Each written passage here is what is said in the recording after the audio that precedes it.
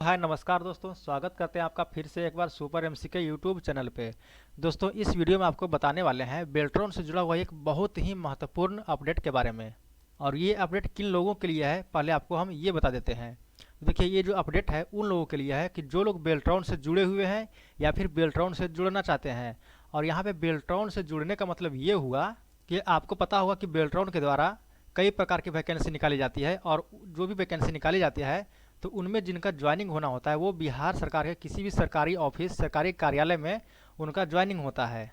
चाहे वो vacancy Beltron programmer की हो, Beltron stenographer, Beltron IT boy, IT girl या फिर बेल्ट्रॉन डाटा एंट्री ऑपरेटर की हो, सभी लोगों की ज्वाइनिंग बिहार के सरकारी कार्यालय में होती है।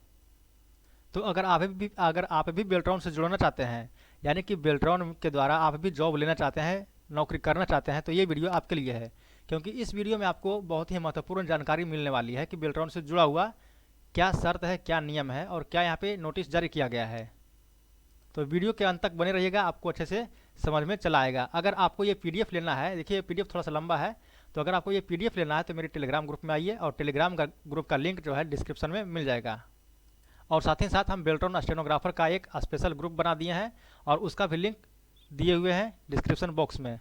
तो जो लोग बेल्ट्रॉन स्टेनोग्राफर के हैं वो लोग स्टेनोग्राफर का जो ग्रुप है उसमें ऐड हो जाइएगा, या फिर मेरा जो स्पेशल टेलीग्राम ग्रुप लिंक है उसमें भी आप ऐड हो सकते हैं। वहाँ पे आपको ये वाला पीडीएफ मिल जाएगा। तो यहाँ पे जो इंपॉर्टेंट बात ये है कि यहाँ पे देखिए लिखा हुआ है programmer, data entry operator, stenographer एवं आईटी बॉय, आईटी गर्ल की अनुकंपा पर प्रतिनियुक्ति किए जाने के संबंध में, यानी कि अनुकंपा पे जो नौकरी मिलने वाला है इसके बारे में ये लेटर है। और आपको ये बात जो जानना बहुत ज़रूरी है। और यहाँ पे आप तारीख देख सकते हैं कि 22/9/2021 को ये लेटर जारी हुआ है। और यहाँ पे लिखा हुआ है Bihar state electronic development corporation limited, Bihar सरकार का उपक्रम। और यहाँ पे पत्रांक संख्या भी आप देखिए देख सकते हैं 45/65/2021, यानी कि ये जो बेल्ट्रॉन का ये जो ऑफिशियल लेटर जारी है। अब इसके बारे में सारा बात को डिटेल्स में जानने की कोशिश करते हैं और समझने की कोशिश करते हैं, आपको समझाने की कोशिश करते हैं। तो वीडियो के अंत तक बने रहिएगा। और हाँ, अगर वीडियो अच्छा लगे तो वीडियो को लाइक करना नहीं भूलिएगा और चैनल को सब्सक्राइब कर लीजिएगा, क्योंकि बेल्ट्रॉन के द्वारा जितने भी अपडेट या फिर कुछ भी आपको जानकारी मिलती है तो अपने चैनल पे आपको सिर्फ और सिर्फ बेल्ट्रॉन के बारे में अपडेट दिया जाता है। चाहे वो अपडेट छोटी से छोटी हो या फिर बड़ी से बड़ी, सारे अपडेट को हम कवर करते हैं। तो चलिए वीडियो को शुरू करते हैं। यहाँ पे देखिए लिखा हुआ है सेवा में सचिव, सूचना प्रौद्योगिकी विभाग, बिहार पटना। सूचना प्रौद्योगिकी विभाग पटना को ये लेटर लिखा गया है। और यहाँ पे विषय विषय तो आपको बताया दिया है कि यहाँ पे जो अनुकंपा पे जो ज्वाइनिंग होगा उनके बारे में लेटर लिखा हुआ है। अनुकंपा के बारे में ज्वाइनिंग कैसे होगा, क्या प्रक्रिया है, ये भी इसमें लिखा हुआ होगा। यहाँ पे दिखाते हैं नीचे। वैसे तो हम जो भी लेटर को आपको रिव्यू करते हैं, जो भी लेटर आपको बताते हैं, उसमें जो इंपॉर्टेंट बातें होती है वो आपको हम सिर्फ बता देते हैं और बाकी को आपको यहाँ पे छोड़ देते हैं। लेकिन यहाँ पे आपको ये जो लेटर है इसमें हम सारी बातों को पढ़ेंगे, और आप भी साथ साथ पढ़ करके देख सकते हैं कि क्या क्या लिखा हुआ है। यहाँ पे आपको बड़ा कर देते हैं यहाँ पे, ताकि आपको भी अच्छे से दिखाई दे और आप भी अच्छे से पढ़ सकें। और इसको हम यहाँ पे पढ़ के बताएंगे और पढ़ते के साथ साथ आपको बताते भी जाएंगे क्या लिखी हुआ है इसमें। यहाँ पे लिखा हुआ है कि बेल्ट्रॉन के द्वारा राज्य सरकार के विभिन्न कार्यालय में, जैसा कि आपको पहले ही बताया है कि बिहार सरकार का जो भी कार्यालय है, सरकारी कार्यालय, उसमें ये जो है ज्वाइनिंग देती है, नौकरी देती है, सेवा प्रदान करवाती है। तो यहाँ पे संविदा के माध्यम से करवाती है।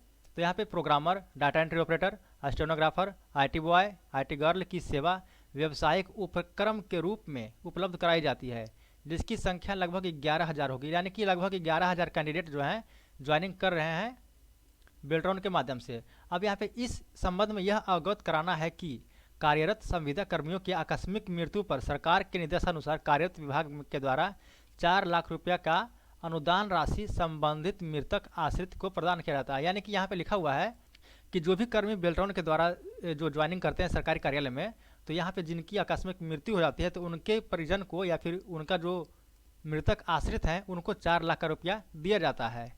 ये तो पहले से दिया जा रहा है और यहाँ पे लिखा हुआ भी है कि प्रदान किया जाता है। अब नीचे यहाँ पे नया बात क्या है इसमें ये दिखाते हैं आपको। लेकिन यहाँ पे बात यहाँ पे ये आ रही है कि लिखा हुआ देखिए, विदित हो कि उपर्युक्त कार्यरत संविदा कर्मियों के माध्यम से इस कार्यालय कहने का मतलब ये हुआ कि बेल्ट्रॉन को बार बार यह निवेदन प्राप्त होता आ रहा है कि संविदा कर्मियों के मृत्यु के फलस्वरूप आश्रितों को जीविका का कोई साधन नहीं बच जाता है। यानी कि जो भी कैंडिडेट या फिर जो भी एम्प्लॉय जॉब कर रहे हैं तो अगर उनकी आकस्मिक मृत्यु हो जाती है तो उसके बाद उनके परिजन को या कि जो कि उनके आश्रित हैं, उन पे आश्रित हैं, उनका आजीविका कैसे चलेगा, कैसे उनका जीवन यापन होगा, इसका कोई साधन बचता ही नहीं है। और उसके बाद ये भी बात है कि इनका वेतन जो है बहुत कम होता है। जैसा कि आपको पता ही होगा कि वेतन कम है और उसमें भी जीएसटी काट लिया जाता है। तो जीएसटी वाला बात जो है वो तो चल ही रहा है। देखिए उसमें क्या होता है, अगर कुछ भी उसमें अपडेट होता है जीएसटी कटने के बारे में, जो कि बिल्कुल नियम के विरुद्ध कट रहा है जीएसटी, तो अगर उसका भी अगर कोई अपडेट होता है तो वो भी आपको हम बताएंगे। और यहाँ पे देखिए लिखा हुआ है कि ऐसे कर्मी सरकारी कर्मी की तुलना में अल्प वेतन भोगी होते हैं, यानी कि वेतन जो है कम मिलता है इनको, लेकिन काम उतना ही करते हैं जितना कि सरकारी कर्मचारी को काम दिया जाता है। जैसे कि कोई सरकारी कर्मचारी अगर काम करते उसके जगह पे तो उनको उतना ही काम करना पड़ता और पेमेंट अधिक रहता है। लेकिन यहाँ पे जो भी बेल्ट्रॉन के द्वारा ज्वाइनिंग करते हैं, संविदा पे कार्यरत रहते हैं, तो उनको उनके तुलना में कम वेतन मिलता है और काम भी अधिक करते हैं। अब यहाँ पे लिखा हुआ है कि राज्य सरकार में कार्यरत कर्मियों के मृत्यु के बाद अनुकंपा के आधार पर नियुक्ति हो जाने के बाद उनके आश्रितों को आगे की जीविका का संसाधन प्राप्त हो जाता है। ऐसे में निगम द्वारा, यानी कि निगम द्वारा यहाँ पे बोला जा रहा है कि बेल्ट्रॉन के द्वारा संविदा पर सेवा प्रदाता के माध्यम से उपलब्ध। और यहाँ पे थोड़ा नीचे आते हैं, लगातार यहाँ पे लिखा हुआ है थोड़ा सा और नीचे, तो यहाँ पे नीचे आते हैं, कराए गए कर्मियों के यहाँ पे थोड़ा आपको समझने के लिए थोड़ा सा छोटा करते हैं कि क्या क्या लिखा हुआ था। यहाँ पे देखिए लिखा हुआ है कि ऐसे में निगम द्वारा संविदा पर सेवा प्रदाता के माध्यम से उपलब्ध कराए गए कर्मी के आश्रितों को अनुकंपा पर प्रतिनियुक्ति न्याय संगत प्रतीत होता है।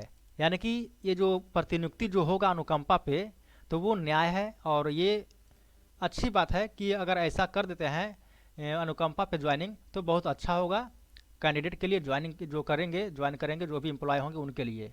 तो यहाँ पे अब ये लिखा है थोड़ा सा नीचे, यहाँ पे देखिए क्या लिखा है, थोड़ा सा बड़ा कर देते हैं, आपको भी दिखाई देगा अच्छे से।